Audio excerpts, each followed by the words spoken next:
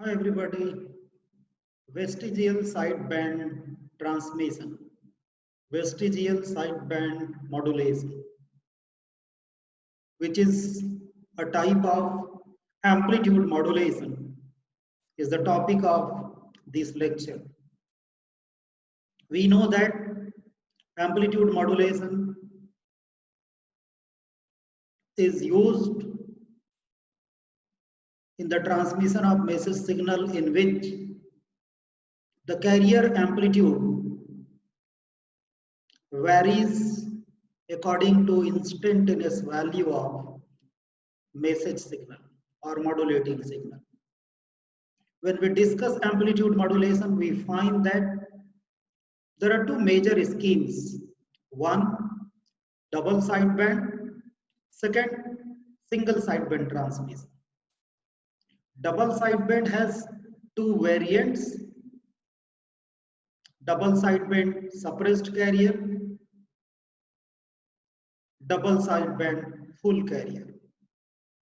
Double sideband full carrier is actually known as complete AM signal. Amplitude modulation becomes complete when we send both the sidebands as well as carrier signal. Then comes SSB, single sideband, and that is also possible either by sending one sideband, one of the sideband with carrier or without carrier. So this vestigial sideband modulation is a modulation technique which is near to SSB. In SSB, we transmit one of the sidebands, not both. While doing so, there are some difficulties. That too, in a specific communication system. So this lecture aims at discussing overview, need, its working, advantages and disadvantages of vestigial sideband modulation, popularly known as VSB. So to begin with, let's start with amplitude modulation again. Amplitude modulation, as we know that, is a method in which the amplitude of carrier signal changes according to amplitude of modulating signal. According to amplitude of modulating signal. We know that. Okay. And we can also see that in this modulated waveform, the carrier amplitude is changing in accordance with instantaneous value of modulating signal. There is no change in the frequency of carrier signal. What is changing is only the amplitude of carrier. And actually this is a signal where carrier and both the sidebands are included. So this is a waveform of complete AM signal, which includes carrier, upper sideband and lower sideband. So what do we do in SSB? In SSB we can send carrier or we cannot send. We send or we do not send, but one of the sideband is chosen. So what is VSB? As I told you, it's extension of SSB. It's nothing but an extension of SSB. In SSB, what happens? A sideband is moved throughout the filter. Then filter like band pass filter cannot work completely in practice, so some of the data may get lost. I was talking about the difficulty. I was telling you that there are some difficulties which come across SSB while implementing SSB. We know that In SSB, only one sideband is passed through either a low pass filter or band pass filter, depending on what range of frequencies the sideband is occupying. And accordingly, we choose either low pass or band pass filter. What is difficulty that in single sideband, when we choose upper sideband, say we choose upper sideband, so we are ignoring completely lower sideband while filtering, while getting filtered output as upper sideband, there remains some information in some part, a small fraction of lower sideband. So when we choose a sideband, some information is lost in a very, very small part of the left out sideband. So when we can include that part also, that we were considering as wastage, complete waste sideband, that small portion can also be included with the sideband chosen. The scheme is called as vestigial sideband transmission. So VSB is used to overcome this difficulty. VSB is a kind of AM, is a type of AM where a part of signal, which is called here as vestige, is modulated with one complete sideband. One complete sideband is there, and a part of a very small part of other sideband, which is being referred here as vestige sideband. So it becomes sideband plus vestige part, we call it as vestigial sideband transmission. And in one way, we can say that it's extension of SSB. VSB is therefore a type of amplitude modulation where, just like SSB, we send a single sideband, but we also send a small portion of other sideband which we were leaving, keeping aside like in SSB. So for the transmission, both the bands are not necessary as we do in DSB-SC. In DSB-SC, what do? We transmit both the sidebands, so we avoid transmitting both the sideband and we choose only one sideband. While choosing one sideband and selecting other sideband, while choosing one sideband, data is lost. In order to address this problem, we select some other, some small fraction of part of other sideband. This diagram is very interesting where we can understand how does it work. You look at here, this complete band is actually a response, amplitude response of amplitude modulated signal, where we can see that on the middle there will be carrier and upper sideband is the upper half of this response is upper sideband, lower half will be lower sideband. So if I can choose a pane, see here, if I divide somewhere here, this is center, right? This is center. Let us write it as center with pane. Okay. So this is the center. So this particular part is upper sideband and this is lower sideband.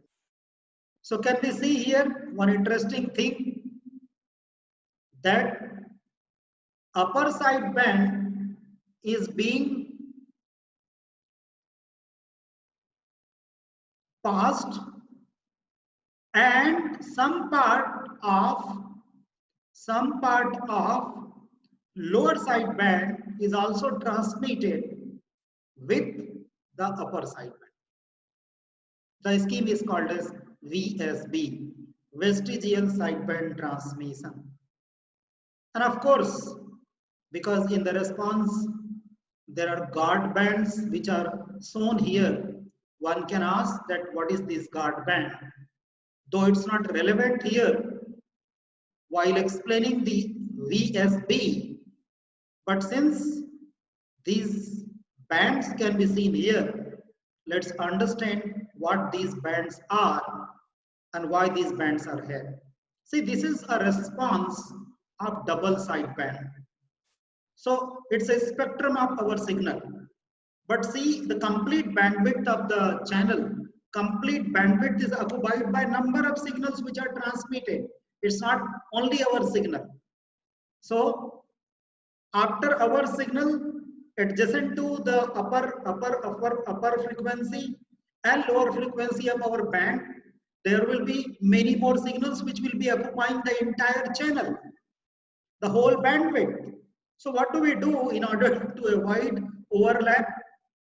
In order to avoid overlap between our band and other adjacent or neighboring bands, neighboring signals, we provide a small gap called as guard band. As its name suggests, it protects against any overlap. Otherwise, there will be crosstalk. If the two signals are overlapping with each other, there may be crosstalk, there may be distortion, which will be produced at the receiving end.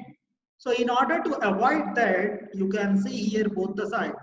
We have guard band, right? It's almost around 0.25 megahertz. It's around 0.25 megahertz is generally the value of guard band. But what is important here in this diagram is one complete sideband and some fraction of other sideband is communicated, is transmitted. This scheme is called as VSB, that is vestigial sideband transmission. All right. So I hope now clarity is there. What do we do in the VSB? Now let us see here.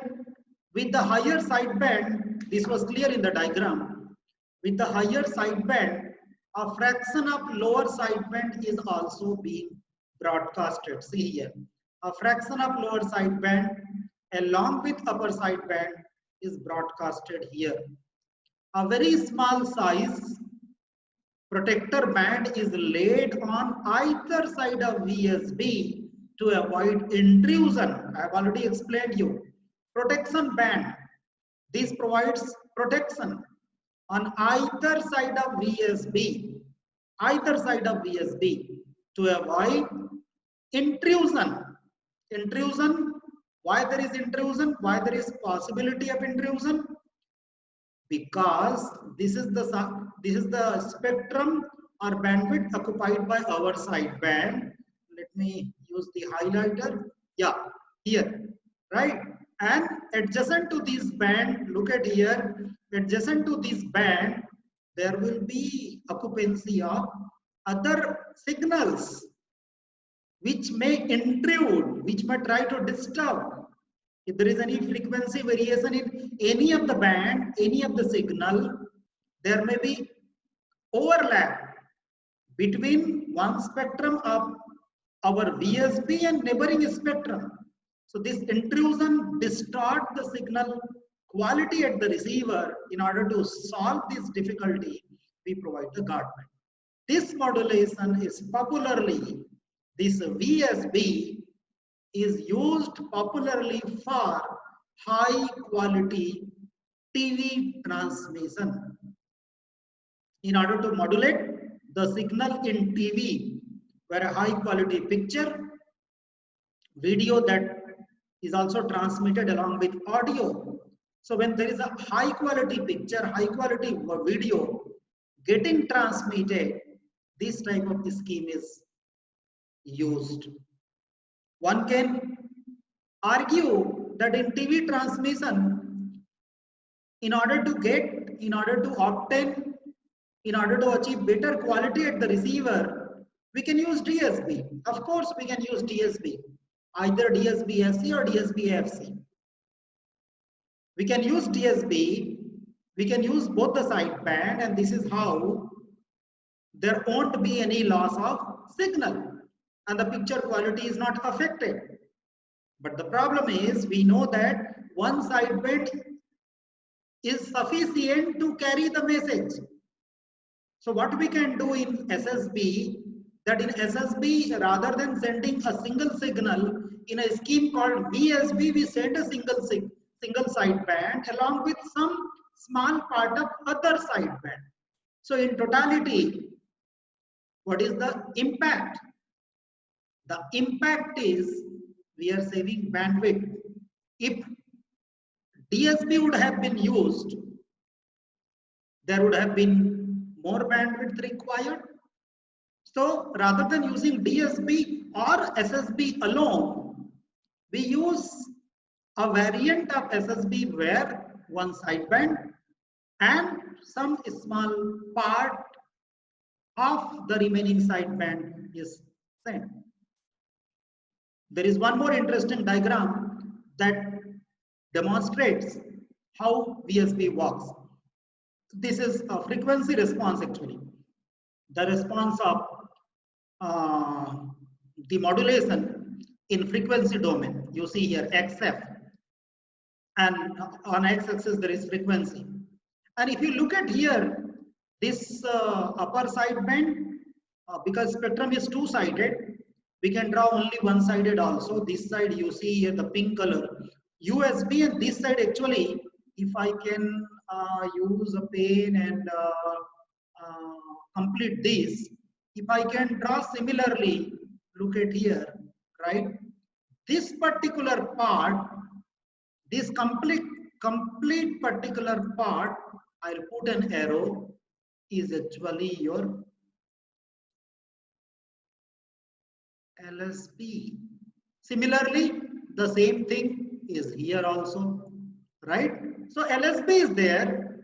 It's actually two-sided spectrum. Let us concentrate to only one-sided. See here. So the full ASB is chosen here, and the part of LSB, look at here, in the response also. We can say that this is a frequency response of VSB. We can call this as a frequency response of VSB, right? We can write here, this is a frequency response, or you know, the spectrum frequency response of VSB. In frequency response of VSB, what we do, that we plot the response of either one sideband and along with other sideband. Is it clear? So the complete sideband is not transmitted. A fraction of other sideband is transmitted. And this can be interpreted vice versa as well. A complete lower sideband and some part of upper sideband can also be chosen. But generally this is the scheme preferred. Why? The question arises why. See, the problem is when we use filter while choosing a particular sideband from our DSB SC or DSB, especially, you know, the content or the information, some significant content lies in the low frequencies,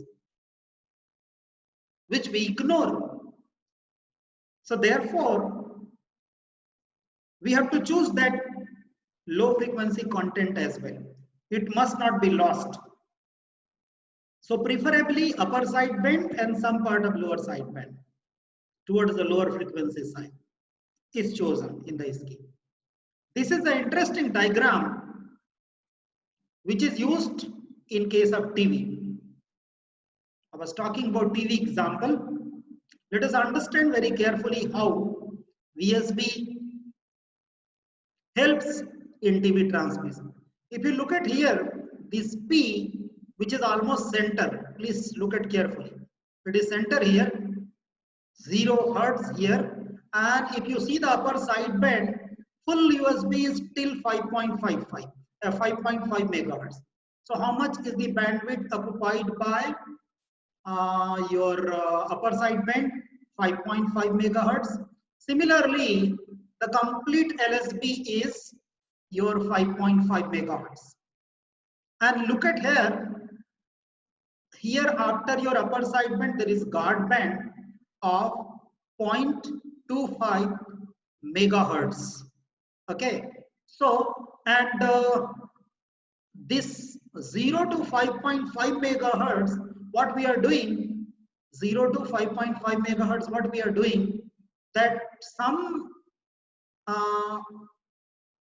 part of upper sideband which is 1.25, please try to understand, 1.25 megahertz of lower sideband is added with complete USB. So how much saving is taking place in the total bandwidth? 4.25. Why? 5.5 minus 1.25, it gives 4.25 megahertz. As I told you that when we want to transmit a picture, we want to transmit video of good quality using DSP, which is very good option. But in that case, the total bandwidth required will be this 0 to 5.5 and 0 to 5.5, 11 megahertz. So how much we are saving? 4.25 megahertz we are saving. Can you imagine? This is a significant amount of bandwidth which is saved while using VSB. Of course, if only SSB is used, there would have been even more saving, that is 4.25 plus 1.25, complete 5.5 megahertz bandwidth could have been saved, which is not possible because while doing so, especially in TV picture quality transmission, quality video transmission, the information, some information lies in this low frequency side of, or high frequency side, which is low frequency for upper sideband, some part of other sideband. So what we do, 5.5 megahertz complete, and then 1.25, so it becomes 6.75, all right, 6.75, and then 0.25 here, which is guard band, 0.25 here, 0.25 megahertz guard band, because 0.25 megahertz is not the bandwidth required for our spectrum, but we can say that this is our spending. We are spending it. Our bandwidth, our channel is spending this much bandwidth in order to protect it from intrusion. And therefore, let us add 0.25 megahertz also. So how much bandwidth will be needed now in TV? 7 megahertz. 7 megahertz. How much it would have been if it had utilized DSB? 11 megahertz. So there is saving of 4 megahertz, rather 4.25, because of this guard band it's becoming 4 megahertz, otherwise 4.25 megahertz is being saved. So in TV, there are two major benefits of using VSB. High quality picture transmission is achieved, and there is considerable amount of bandwidth which is saved here. We know that bandwidth in communication system is an expensive matter, expensive factor. And if bandwidth is saved, cost saving is there. There is a lot of cost saving we are doing, we are achieving in VSB. So VSB helps to save cost, to save bandwidth, and to facilitate high quality picture transmission in television system. This is a rough block diagram of VSB. Look at here. We can see that the block diagram is looking like similar to the block diagram of any modulator. See, in ordinary modulator, what do we do? Modulating signal and carrier are subjected, are given to balance modulator. Balance modulator, what does it generate? DSP-SC. Then DSP-SC goes to amplifier, power amplifier, and transmitted.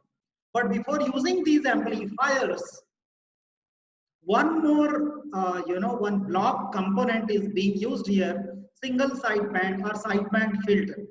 This filter will not only choose one sideband, but will also choose some part of the other left out sideband from both the sidebands, as we are noting, we are writing here as a DSBS. So this sideband sometimes is called a shaping sideband. It shapes the band which is chosen, and this signal which is output of this filter is called as VSB, vestigial sideband, and then it is sent to subjected to linear amplifiers, power amplifiers, so that the power level is raised to enough level, sufficient level, so that it can be transmitted and it can reach to the long distance. And so what we can find here, that the block diagram is similar to the block diagram of any other modulator or transmitter, except there is a need of using a filter that filters one sideband and some part of other sideband. So accordingly, the cutoff frequencies will be selected. The filter will be designed in such a manner that it chooses the band extending from the low frequency which is lying in other sideband to the upper cutoff frequency of other sideband. That is the desired sideband. So the same diagram here can be seen here in a different way. Product modulator, which is actually balance modulator. Carrier is generated by local oscillator. Carrier frequency mixed with modulating signal, generating DSP-SC, sideband shaping filter, and VSP-SC wave is the outcome. We are getting VSP-SC wave as the output. So that was the block diagram of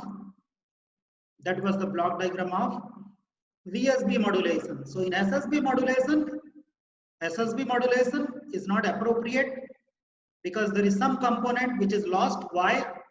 You see here one important statement: is not appropriate way of modulation when the message signal contains significant important components at extremely low frequency side. So the lower sideband can completely not be eliminated. So what we can do, we can optionally choose some part and we can choose a complete upper sideband. In such cases, upper and lower sideband meet at the carrier frequency, and therefore it is very difficult to it is very difficult to isolate both the sidebands from each other. Because see, when we divide it correctly at the center, there may remain some information, some component at low frequency side. So therefore, isolating both the sidebands is a difficult task, and that gets simplified by the scheme called as VSB. We have already discussed its need. So VSB is used to generate wanted sideband with wastage which is proportion of unwanted sideband, some part of unwanted sideband, which we were calling as unwanted sideband. Because in SSB we know that one sideband is called as wanted, other sideband is called as unwanted. We use the term because while implementing SSB, what we do that we choose a sideband which is least likely to be affected by the noise. So therefore that is called as desired sideband, wanted sideband, and the other sideband is unwanted. It does not mean that signal is not there. Signal is there. That sideband could have been also transmitted, and the whole information could have reached there at the receiver, but we didn't do, right? We chose a sideband where the desired sideband was chosen on the basis of there is less likelihood, less probability of noise to be added while transmitting over a channel. So that sideband and some part of why some part of other sideband is needed, we have already discussed, is done here. So let us do some mathematical analysis. See here some mathematics. We know that the complete AM signal, we generally write in our previous lectures also, Vc sine omega ct plus mvc by 2 cosine omega c minus omega t minus mvc cosine omega c plus omega m. These omega c minus omega m, omega c plus omega m, these two terms and components represent two sidebands, lower sideband and upper sideband, and you can see here there is a carrier as well. So this is a complete AM signal, and when we suppress carrier, it becomes DSB-SC, and the DSB-SC expression is the same, except we have removed, we have left out the carrier signal. So how can we write VSB? Now VSB may be of two types. I told you VSB may be of two types. Either we can choose upper sideband and some part of lower sideband, or we can choose complete lower sideband and some part of upper sideband, depending on what is desired, wanted sideband. And even if we are choosing wanted sideband, some part of unwanted sideband has to be added so that complete message delivery with good quality of picture, especially in television transmission, is achieved. So we can see here when this is upper sideband is lower sideband is desired sideband, and vestige part is from USB. You see here complete lower sideband. F stands here for fraction, some fraction of upper sideband, and in the similar manner USB as a desired band and some fraction of lower sideband. All right, so that's some analysis. So let's discuss some power calculation. When we use DSB-SC, how much power is required? Power of LSB and power of USB. When we add both, we get the total DSB-SC power as this. This is a simple calculation which we have done in our previous lecture. But if we use LSB, what is important here? Then what will happen? Only one of the sideband power and fraction of, very fraction of, very small part of the power of other sideband will be needed. So we have discussed, we have seen that the bandwidth saving is there, but remember there is power saving as well. So VSB is efficient in terms of power, in terms of bandwidth, and in terms of cost subsequently, because when there is bandwidth saving, when there is power saving, automatically there will be cost saving. So this is how VSB is so important, which is an extension of SSB, particularly useful in TV transmission for transmitting quality picture signal. So let's discuss some benefits. Reduced bandwidth. We have already discussed the bandwidth requirement is reduced when we compare with DSB. But of course, when we compare with SSB, more bandwidth. But SSB will never be an option for TV. So when we use for TV, there is significant amount of bandwidth saving taking place. We have seen the spectrum where we could see that 4.25 megahertz, which is not a small amount out of 11 megahertz. So out of total 11 megahertz, a 4.25 megahertz saving is there, which is considerable amount of saving taking place. And we know that SSB is very efficient method. It has its challenges while implementing it, but SSB is considered as efficient method of amplitude modulation. So your DSB is also as efficient as SSB is. The filter which is used in the VSB-SC can easily be designed. There is no much difficulty in implementing and designing the filter used in VSB transmission or VSB modulator, and therefore the accuracy with which the output is obtained, the system accuracy is very good, is considerable. There is one drawback. When we compare with SSB, the bandwidth requirement is higher, power requirement is higher, cost requirement may not be much higher, because in SSB we know that in order to generate the exact carrier frequency and all that, there is complexity associated, frequency and phase synchronization are requirement. So let's not compare with cost, but when we compare with power and efficiency, power and bandwidth, in comparison with SSB, it's slightly more in case of VSB. Applications, VSB modulation is very much popularly used as a standard modulation method for TV signal.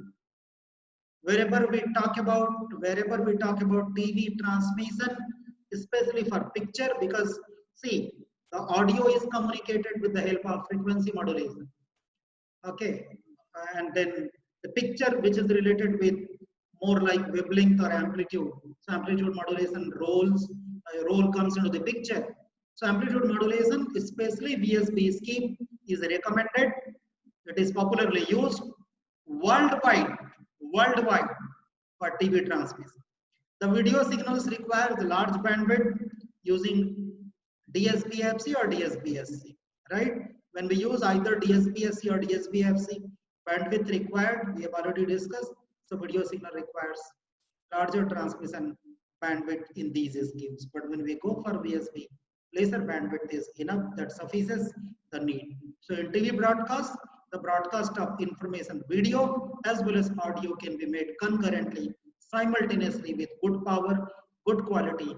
That's what the advantage, major advantage of VSB, which is provided in the, which can be seen in the television signal transmission, television signal communication. Let's summarize this lecture.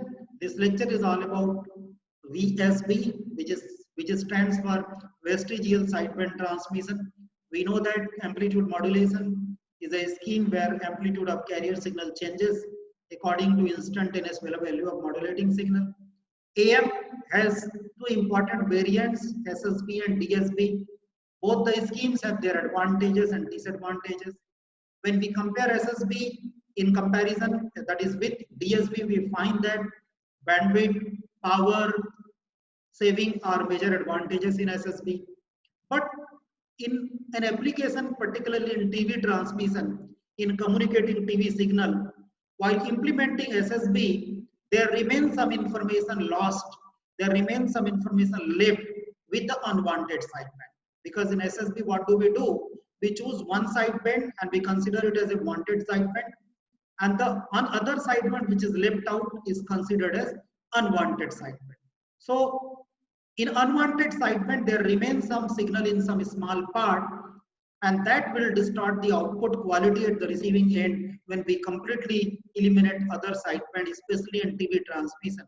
So we do consider some part of left out sideband along with one full sideband, and we communicate. The scheme is called as DSB, and we have analyzed mathematically. We have seen the block diagram, we have seen the spectrum response, and we have analyzed in terms of bandwidth, cost, and power.